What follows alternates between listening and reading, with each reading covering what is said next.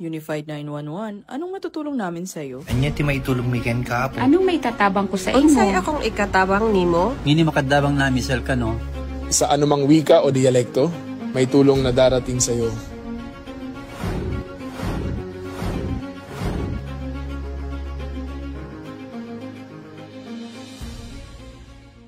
Lilingkod sa bawat Pilipino at magbibigay ng tamang impormasyon para sa tahimik at maayos na Pilipinas. Police News Network, alagad ng batas, tagapagtaguyod ng balitang pulis, sandigan ng mamamayan, patnubay ng katotohanan. Kampo Krame, maghahatid ng pinakahuling kaganapan at nagbabagang balita. Ito ang PNN Police News Network. At ngayon, ang inyong mga tagapagbalita. Magandang araw, Bagong Pilipinas. Ako ang inyong alagad ng batas, tagataguyod ng Balitang Pulis. Patrolwoman Renalyn Tanggiak mula sa Regional Mobile Force Battalion ng NCRPO. Maghahatid sa inyo ng tamang balita, kwento ng pulis at serbisyo para sa mamamayan. At ito ang PNP News Online. Ang pangunahing balita ng Police News Network, alagad ng batas, tagataguyod ng Balitang Pulis.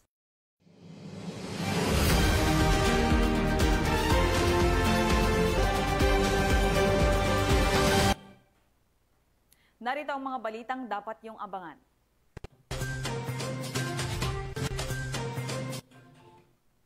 Miyembro ng Communist Terrorist Group kusang sumuko sa mga otoridad sa Abra.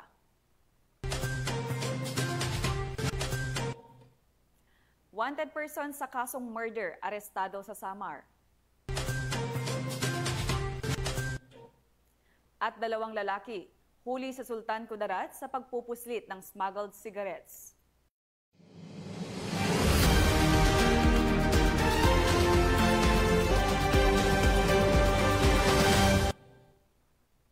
Narito ang mga balitang hatid ng ating PNN correspondents mula sa iba't ibang panig ng bansa.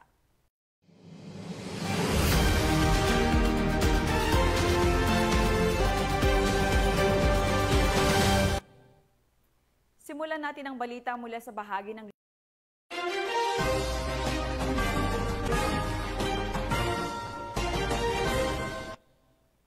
matagumpay na naaresto ng mga operatiba ng Cabanatuan City PNP ang isang high-value individual sa ikinasang bypass operation sa Barangay Barrera, Cabanatuan City, Nueva Ecija, kung saan nasamsam ang tinatayang 680,000 halaga ng hinihinalang shabu. Nakibalita dyan si Police Corporal Luisito Sana.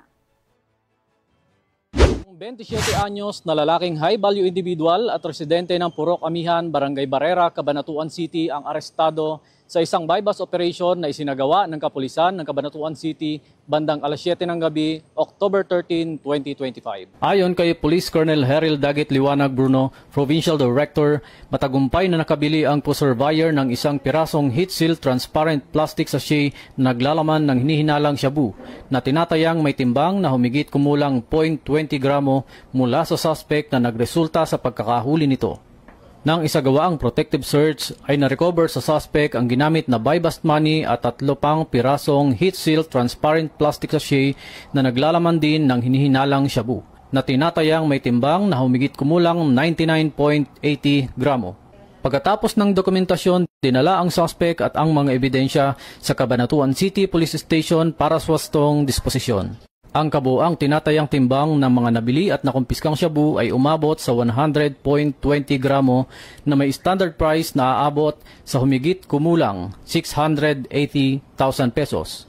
Babala ng NEPO sa mga tulak ng droga ay hindi sila mananawa sa pagdakip sa kanila at patuloy pa nilang paiigtingin ang kanilang kampanya kontra ilegal na droga. Ito ay ayon sa direktiba ng Police Regional Office 3 na pinamumunuan ni Police Brigadier General Ponce Rogelio I. Peñones Jr. Mula dito sa Nueva Ecija Police Provincial Office, ako ang inyong PNN correspondent, Police Corporal Luisito P. Sana, alagad ng batas, tagataguyod ng Balitang Pulis. Maraming salamat, Police Corporal Sana. Arestado ng mga operatiba ng Santo Tomas PNP ang top 2 most wanted person sa regional level na naharap sa kasong statutory rape sa isinagawang operasyon sa La Union. Nakatutok dyan si Police Staff Sergeant Jandel Supremo. Naaresto ng Santo Tomas PNP ang itinuturing na top 2 most wanted person sa rehiyon nito lamang Oktubre 15, 2025 sa Barangay Patak, Santo Tomas, La Union. Kinilala ang akusado sa alias na Henry, isang magsasaka mula sa Barangay Balaop ng nasabing bayan. Pinangunahan ng Santo Tomas PNP ang operasyon, katuwang ang iba't ibang unit kabilang ang ROD1, RID1, PIDMU, La Union PIU, RIU1, La Union PIDMU, RIDMD1, Bawang NPS, Damortis Imlet, at TECRBB1.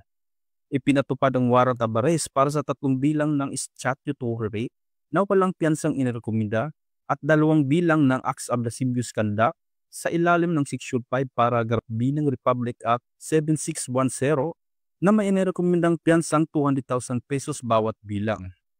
Matapos ang pag-aresto, dinala ang akusado sa La Union Medical Center para sa medical examination, kasunod dinala sa presinto para sa kustudiya at dokumentasyon. Samantala, nagpatuloy ang operasyon ng maayos at walang aberya, patunay ng mahigpit na koordinasyon ng mga unit at maingat na pagsunod sa due process upang mapangalagaan ang karapatan ng akusado at ang kaligtasan ng komunidad. Mula dito sa Ilocos Region, ako ang inyong PNN correspondent, Police Staff Sergeant Jandel Supremo, alagad ng batas, tagataguyod ng Balitang Pulis. Maraming salamat Police Staff Sergeant Supremo.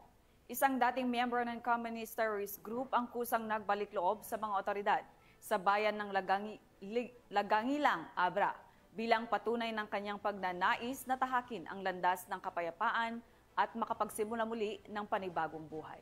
Patrolwoman Jomalyn Canandin sa report.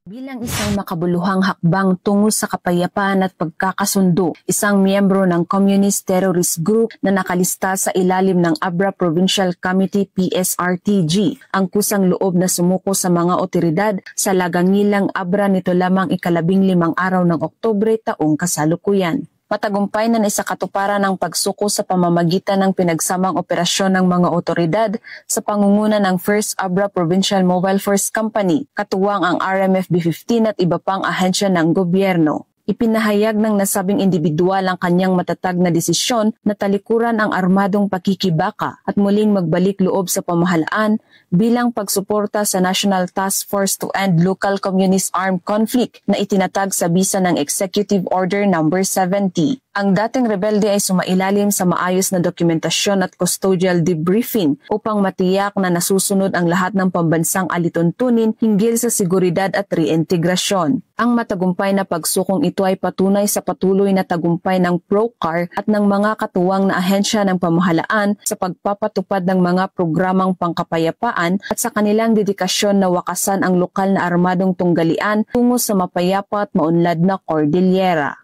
Mula dito sa rehiyon ng Cordillera, ako ang iyong PNN correspondent, Patrolwoman Jomalyn Canandin, alagad ng batas, tagataguyod ng Balitang Pulis. Maraming salamat Patrolwoman Canandin. Nasakote ang 3 individual sa isinagawang bypass operation ng Tanza Municipal Police Station sa Cavite. Alamin ang detalye ng report mula kay Patrolwoman Jevie Marie Famoso. Individual ang naaresto ng mga operatiba ng Tanza Municipal Police Station sa isang bypass operation na isinagawa sa Barangay Punta 2, Tanza, Cavite. Nasamsa mula sa mga suspect ang tinatayang 1.02 gram ng hinihinalang shabu na ngayon ay hawak na ng mga otoridad bilang ebidensya. Nahaharap ngayon ang mga suspect sa mga kasong paglabag sa Section 5, 11 at 26 ng Article 2 Republic Act 9165 o ang Comprehensive Dangerous Drugs Act of 2002. Ayon sa pulisya, maingat na isinagawa ang operasyon at dokumentado ito gamit ang alternative recording device alinsunod sa umiiral na mga patakaran. Muli namang nanawagan ang Tanza PNP sa publiko na maging katuwang ng kapulisan sa pagsugpo ng iligal na droga tungo sa isang ligtas at maayos na komunidad. Mula dito sa Calabarzon, ako ang inyong Police News Network correspondent, Patrolwoman Jevie Marie Famoso, alagad ng batas, tagataguyod ng Balitang Pulis. Maraming salamat, Patrolwoman Famoso. Muling umarangkada ang Project Assist at School Care ng 1st Cagayan Provincial Mobile Force Company sa Libag Integrated School, Tuguegarao City, kung saan muling napuno ng ngiti at sigla ang mga estudyante. Yan ang balitang hatid ni Patrolwoman Lenny Lorenzo. Muling umarangkada ang Project Assist at Project School Care ng 1st Cagayan Provincial Mobile Force Company sa Libag Integrated School, Barangay Libag Sur, Tuguegarao City noong ika-16 ng Oktubre taong kasalukuyan.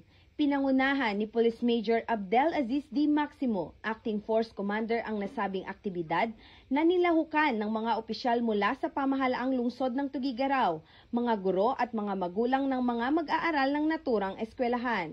Katuwang ng 1st Cagayan PMFC ang Sierra Falcons Cagayan Valley at Greater Northern Luzon sa pakikipag-ugnayan sa mga lokal na inisyatibang handog sa mag-aaral ni Vice Mayor Pastor Ross Resuelo at Libro Kasiya ni City Councilor Tirso Mangada.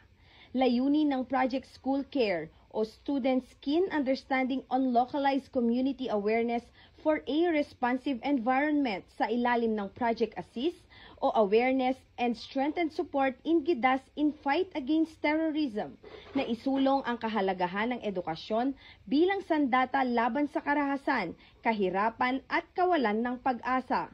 Patuloy ang 1st Cagayan PMFC sa pakikipag-ugnayan sa mga paaralan, lokal na pamahalaan at mga non-government organizations upang matiyak na walang batang maiiwan sa paglalakbay tungo sa kapayapaan at kaunlaran. Mula dito sa Lambak ng Cagayan, ako ang inyong PNN correspondent, Patrolwoman Lenny Lorenzo, alagad ng batas, tagataguyod ng balitang pulis.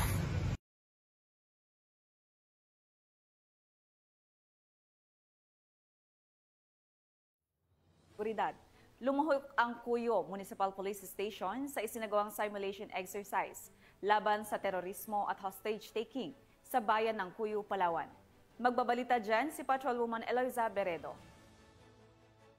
Lumahok ang mga tauhan ng Cuyo Municipal Police Station sa isinagawang simultaneous exercise na may temang counter-terrorism and hostage-taking response na ginanap sa pantalan ng Barangay Tenga-Tenga, Cuyo, Palawan noong ika-14 ng Oktubre taong kasalukuyan.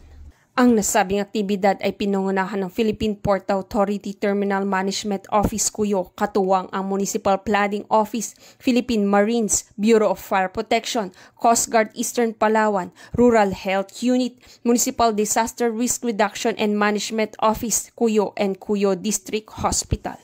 Layunin ng CIMEX na masuri ang kahandahan, kakayahan at koordinasyon ng mga emergency response team sa pagtugon sa mga insidente ng terorismo at hostage-taking, gayon din sa pagpapalakas ng ugnayan at komunikasyon sa pagitan ng mga pambansang ahensya at lokal na pamahalaan.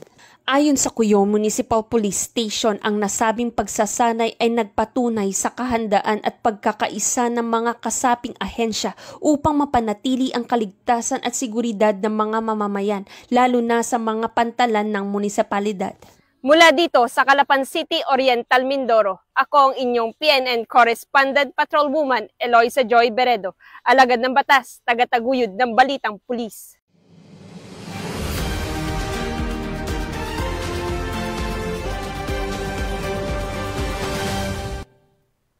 Tunghayan naman natin ang mga balita mula sa bahagi ng Visayas.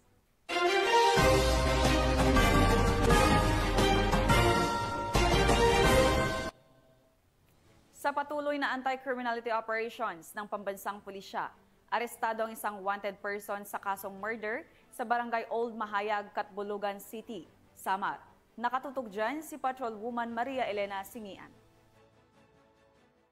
Ng mga autoridad ang isang lalaking wanted person na may kasong murder sa Barangay Old Mahayag, Catbulugan City, Samar. Bandang alas 9:50 ng gabi nang maaresto ang akusado ng mga tauhan ng Catbulugan City Police Station kasamang Criminal Investigation and Detection Group Western Samar Provincial Forensic Unit sa bisa ng warrant of arrest para sa kasong murder na walang inirekomendang piyansa. Ang akusado ay dinala sa CIDG Western Samar Provincial Forensic Unit para sa kaukulang dokumentasyon at tamang disposisyon. Ang matagumpay na pagkakaaresto sa akusado ay patunay lamang na epektibo ang pagpapatupad ng pambansang pulisya sa kanilang sinumpaang tungkol tungkulin na maghatid ng serbisyo publiko para sa mas payapa, ligtas at maunlad na bagong Pilipinas. Mula dito sa Eastern Visayas, ako ang inyong PNN correspondent, Patrolwoman Singian, alagad ng batas, tagataguyod ng Balitang Pulis. Maraming salamat, Patrolwoman Singian.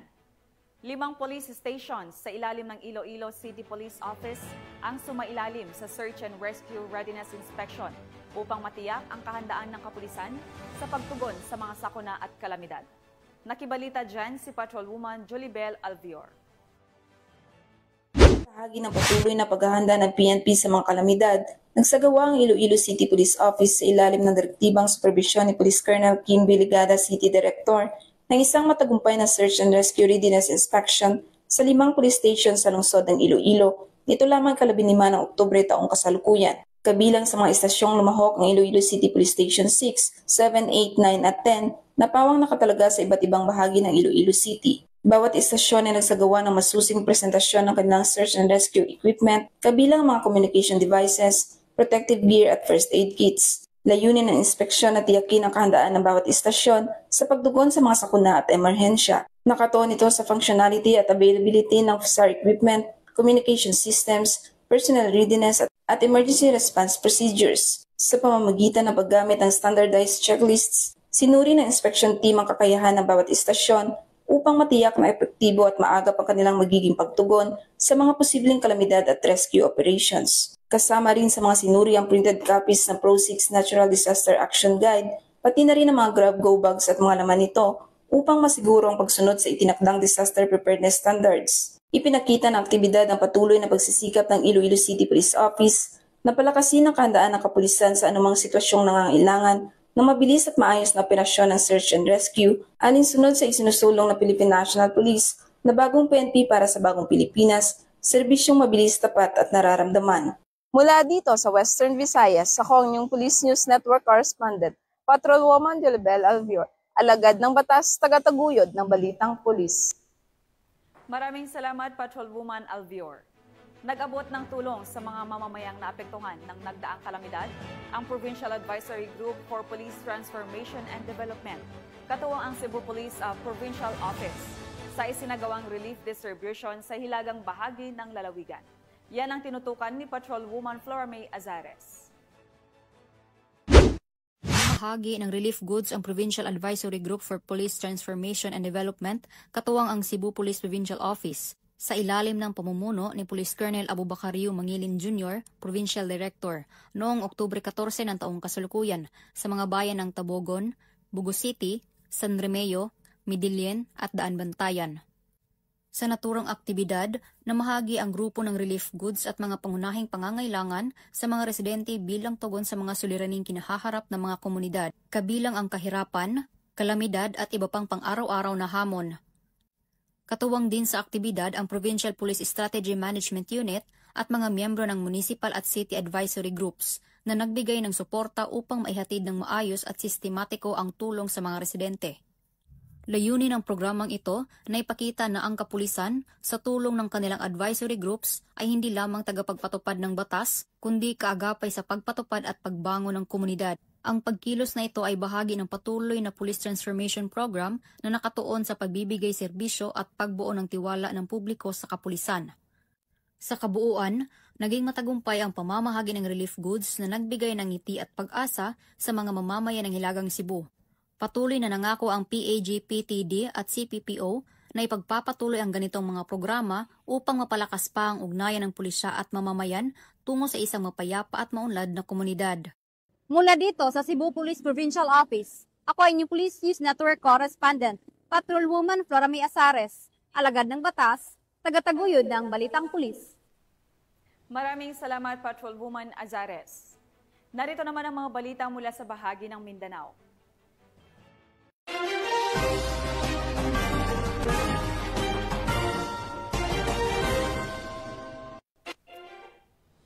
Bumagsak sa kamay ng mga otoridad ang isang lalaki na sangkot sa pagbebenta ng ilegal na droga sa ikinasang bypass operation ng pinagsanib na persa ng Philippine National Police at Philippine Drug Enforcement Agency sa Zamboanga City.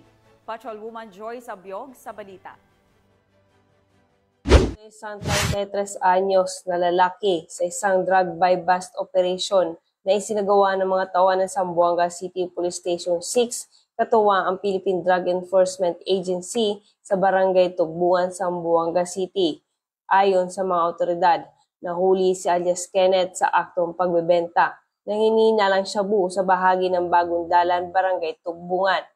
Nasamsam mula sa kanya ang 3 heat-sealed na sachet na hinihinalang shabu na tinatayang tumitimbang ng 10 gramo at may halagang 68,000 pesos at iba pang non-drug evidence.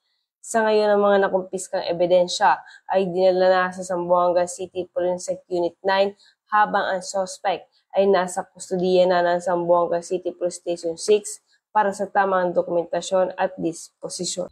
Mula rito sa Zamboanga Peninsula, ako ang inyong PNN correspondent, Patrolwoman Joy Sabyog, alagad ng batas, tagataguyod ng Balitang Pulis. Maraming salamat, Patrolwoman Abyog.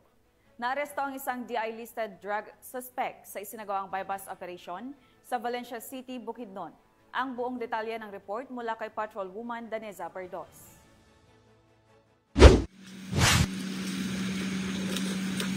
Arestado ang isang drug suspect sa sinagawang joint buy-bust operation ng Regional Drug Enforcement Unit, Bukidnon Provincial Intelligence Unit, Bukidnon 2nd PMFC, City Drug Enforcement Special Unit Team, katuwang ang mga kapulisan ng Valencia City Police Station sa Barangay Batangan, Valencia City, Bukidnon. Kinilala ni Police Lieutenant Colonel Brian M. Panganiban, officer in charge ng Valencia CPS, ang drug suspect na si alias Brenda. Babae, 52 taong gulang, isang massage therapist, kasama sa DI-listed at residente ng nasabing lugar.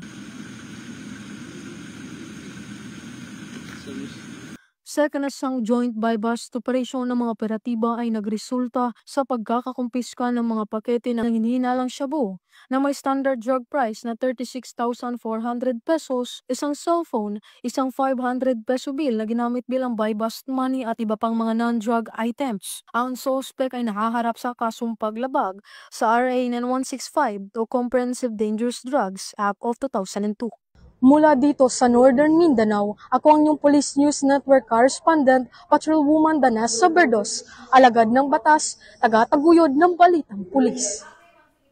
Maraming salamat, Patrolwoman Berdos. Walang takas ang isang street-level individual sa ikinasang buy-bust operation ng Governor Henoso PNP sa Davao Oriental. Ang report mula kay Patrolwoman Rainy Rose Desipulo. Matagumpay na operasyon kontra illegal na droga ang sinagawa ng mga otoridad sa Governor Generoso Municipal Police Station, Provincial Drug Enforcement Unit, Provincial Intelligence Unit sa koordinasyon ng Philippine Drug Enforcement Agency noong Oktubre 16 na nagresulta sa pagkakaaresto ng isang street-level individual. Kinilala ng otoridad ang suspect na si alias Eliseo, 34 anyos, residente ng nasabing lugar. Mula sa kanya nasamsam ang humigit kumulang 54,400 pesos na halaga ng hinihinalang shabu kung kaya naman ay naharap ngayon ito sa kasong paglabag sa Republic Act 9165 o ang Comprehensive Dangerous Drugs Act of 2002. Nagpahayag naman ng paalala ang mga otoridad na hindi sila titigil hanggat hindi nabubuwag ang mga grupong patuloy na nagpapakalat ng iligal na droga sa Gobernador Generoso at sa buong rehiyon. Panawagan din nila na sa publiko ang aktibong pakikiisa ng pagbibigay ng impormasyon upang mapanatili ang kapayapaan at kayusan sa komunidad. Ito sa Police Regional Office 11, ako ang inyong PNN correspondent, Patrolwoman Rainy Rose Desipulo, alagad ng batas, tagataguyod ng Balitang Pulis. Maraming salamat, Patrolwoman Desipulo. Nasa kote ng mga otoridad ang 2 lalaki sa sinagawang operasyon laban sa smuggling ng sigarilyo sa Sultan Kudarat, matapos mahulihan ng mga kahon-kahong kontrabando ng walang kaukulang dokumento. Yan ang tinutukan ni Patrolwoman Jovelyn Dodoso.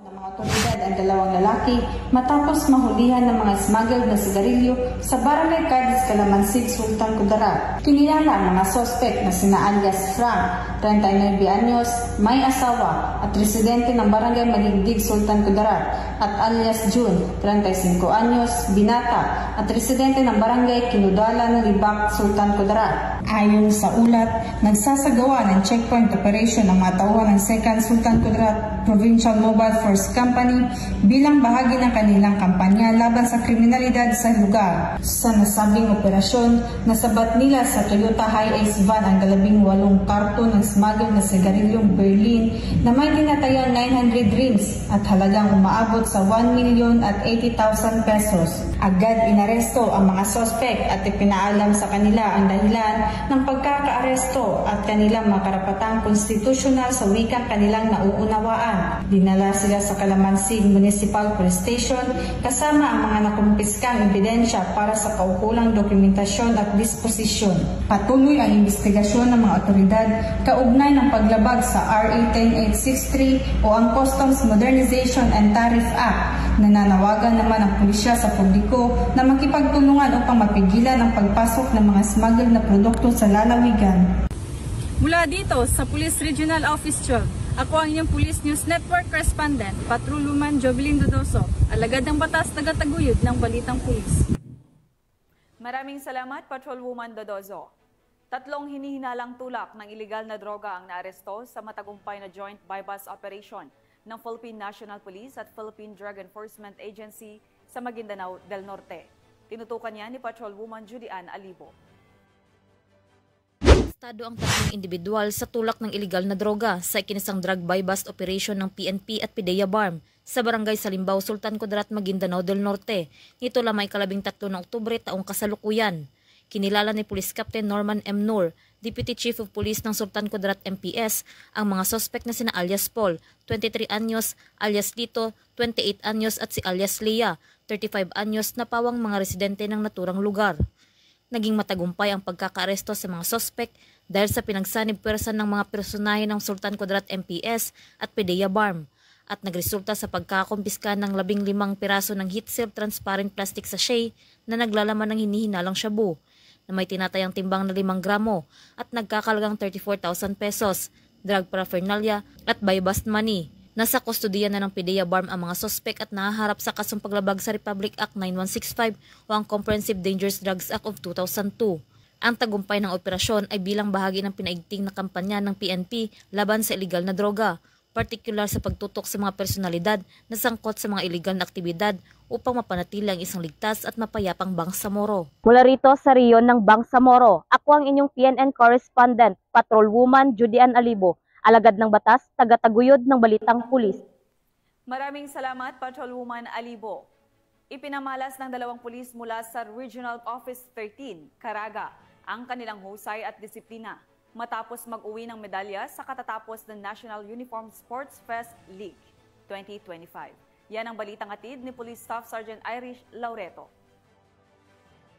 Nagkaroon ng 2 atletang Pulis Caraga matapos masungkit ang 2 gintong medalya at 1 pilak sa nagpapatuloy na Philippine Uniformed Services Sports League 2025 na ginanap sa National Capital Region. Si Police Captain Dexter R. Bagot, Acting Commander ng 1303rd Maneuver Company, Regional Mobile Force Battalion 13, ay nagwagi ng gintong medalya sa 10-kilometer run sa Police Commission Officer category. Samantala, si PEMS Edmond P. Argente mula sa San Jose Municipal Police Station, Dinagat Island Police Provincial Office ay nagkamit ng gintong medalya sa kata kategory at pilak sa 80 kg kategory ng karate event. Ang mga kalahok ay mga uniform personnel mula sa iba't ibang ahensya tulad ng AFP, PNP, Philippine Coast Guard,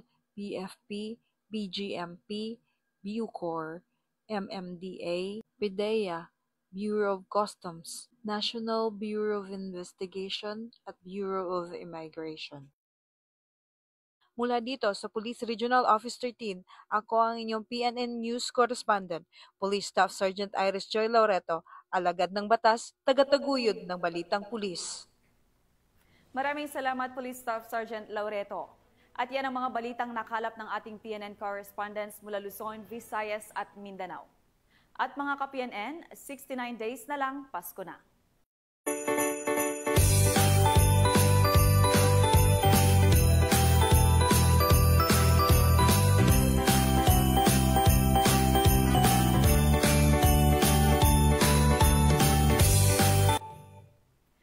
ngalan ng pamunuan ng Philippine National Police, sa pangunguna ni Acting Chief of PNP Police Lieutenant General Jose Melencio Sr. Tates Jr.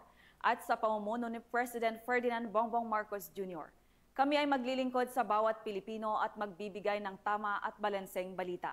Kami ang bagong PNP para sa bagong Pilipinas. Serbisyong mabilis, tapat at nararamdaman. Mula rito sa tanggapan ng tagapag-ugnay ng Pambansang Pulisya, ako ang inyong alagad ng batas, tagataguyod ng Balitang Pulis. Patrolwoman Ronelyn Tanggiak mula sa Regional Mobile Force Battalion ng NCRPO. Maghahatid ng tamang balita, kwento ng pulis at serbisyo para sa mamamayan. At ito ang PNP News Online, ang pangunahing balita ng Police News Network.